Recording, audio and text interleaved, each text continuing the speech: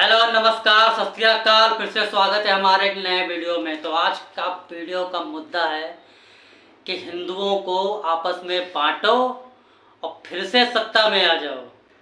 तो भैया हमारा थंबनेल देख के आप लोग समझ गए होंगे कि आज का वीडियो किस चीज़ पे होने वाला है, ठीक है ना।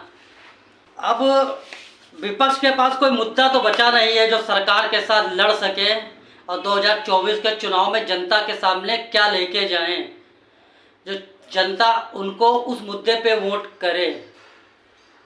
तो अब कार्यक्रम शुरू हो गया बिहार से, जाति जनगणना करके अब सारी जातियों को आपस में बांट के और जिसकी जनसंख्या ज़्यादा है उसको फायदा पहुंचा के और फिर से सत्ता में बैठ जाने के लिए।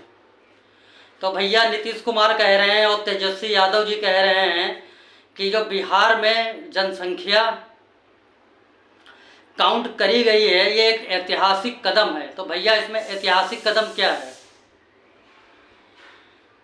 जनगणना करने वाले आपके टीचर, आपके सरकारी कर्मचारी, तो आप कह रहे हैं जनसंख्या हमने जब काउंट करवाई है, जाति जनसंख्या जब करवाई उसमें 500 करोड़ रुपए का खर्चा आ गया। तो भैया जब आप ही के कर्मचारी कर रहे थे तो 500 करोड़ रुपया गया कहाँ? एक और घोटाला हो गया बिहार के अंदर, जाति और धर्म के नाम पे 500 करोड़ का घोटाला। अगर यही 500 करोड़ बिहार की जनता पे लगा देते तो कुछ ना तो कुछ तो विकास होता बिहार की जनता का, मगर ऐसा नहीं किया गया नीतीश कुमार और तेजस्वी यादव के द्वारा। एक बार फिर उन्होंने साबित कर दिया है कि हम लोग सत्ता करेंगे सिर्फ और जात के नाम पे ही हम लोग सत्ता करेंगे। बट ऐसा नहीं होगा। हमारे युवाओं को नौकरी चाहिए, काम धंधा चाहिए, रोटी चाहिए, कपड़ा चाहिए, मकान चाहिए। उसको जाति और धर्म से मतलब नहीं है भाई साहब। अगर आपने कहा कि जाति की हम जनगणना करा देंगे तो भैया जात की जनगणना आपने करा दी, इसमें जनता का सुधार कहाँ से हुआ? इसमें जनता का फायदा कहाँ से हुआ? ये आप बताइए हमें। गरीब अमीर तो हर जात में है ना। आप हिंदुस्तान की कोई जात उठा लीजिए, इसमें अमीर गरीब, बिजनेसमैन, नौकरी चाकरी वाला, किसान, खेती करने वाला, मेहनत मजदूरी करने वाला, गंदगी साफ करने वाला, नाली साफ करने वाला, तो सभी जात के लोग हैं ना। तो ये एक हिंदुस्तान में एक नई टाइप की राजनीति शुरुआत हो चुकी है। ये नई रणनीति हम लोग नहीं कहेंगे, ये पिछले 70 सालों से यही रणनीति खेली जा रही है देश की जनता के साथ। अब मुद्दा कोई बचा नहीं है विपक्ष की पार्टियों के पास, तो अब ये इन्होंने एक नया मुद्दा बना लिया है कि जाति की हम जनसंख्या को काउंट कर देंगे और उसी हिसाब से जाति के लोगों को बांट देंगे और जिसकी जाति ज़्यादा परसेंट होगी हम उसी को महत्व देंगे और जो नीचे परसेंट के हैं उनकी बुराई करेंगे। तो जाहिर सी बात है ये जाति आपस में लड़ जाएंगी और ये लोग फिर से सत्ता में आ जाएंगे।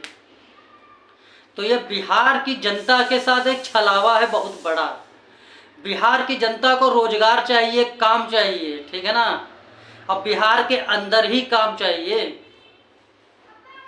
तो बिहार की जनता को ये जात काउंट की जो ये राजनीति नई चली स्टार्ट करी गई है उससे उसको कोई फायदा नहीं होने वाला है। बिहार की जनता की जो भी दुर्दशा है वो जैसे कि तस रहेगी। उनकी समस्या, अगर उनकी समस्या को, जनता की समस्या को अगर कम करना चाहते हैं तो जनता के हित में काम करना चाहते हैं तो भैया आप कोई योजना क्यों नहीं निकाल रहे हैं? तेजस्वी यादव और नीतीश कुमार जी, आपसे सवाल है सीधा, आप जात को बार बार लेके क्यों आ जाते हैं बीच में? हमारे लोग के जो खानदानी थे, बड़े बूढ़े, अरे उन लोगों ने तुम लोगों को वोट जाति पे ही तो वोट दिया है हमेशा।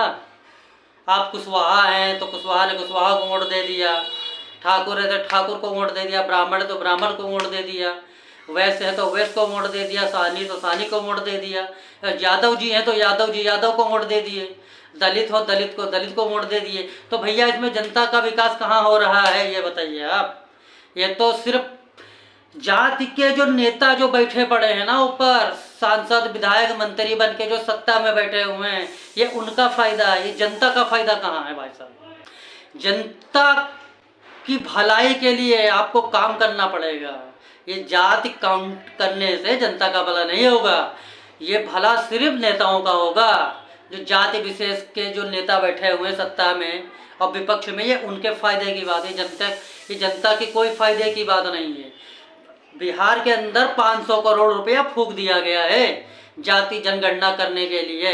और एक बात मैं आपको बता दे रहा हूँ, ये जाति जनगणना नहीं है, क्योंकि जाति जनगणना केंद्र के हाथ में आता है, केंद्र सरकार के हाथ में।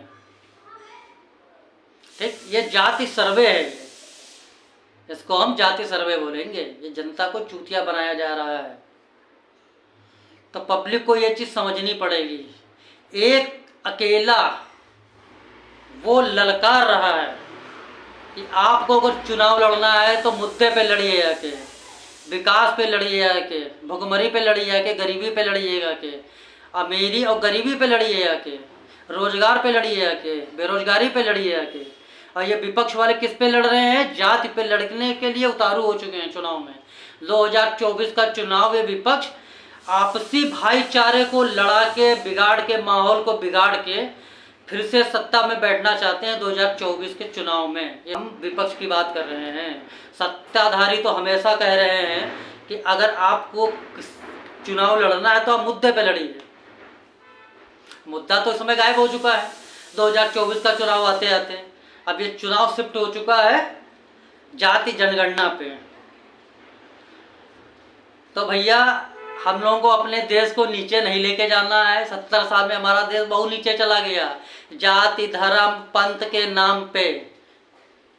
अब हम लोग इस चीज के लिए नहीं लड़ेंगे। हम लोगों को विकास चाहिए, काम चाहिए। जो हो रहा है वो ठीक हो रहा है, परफेक्ट हो रहा है।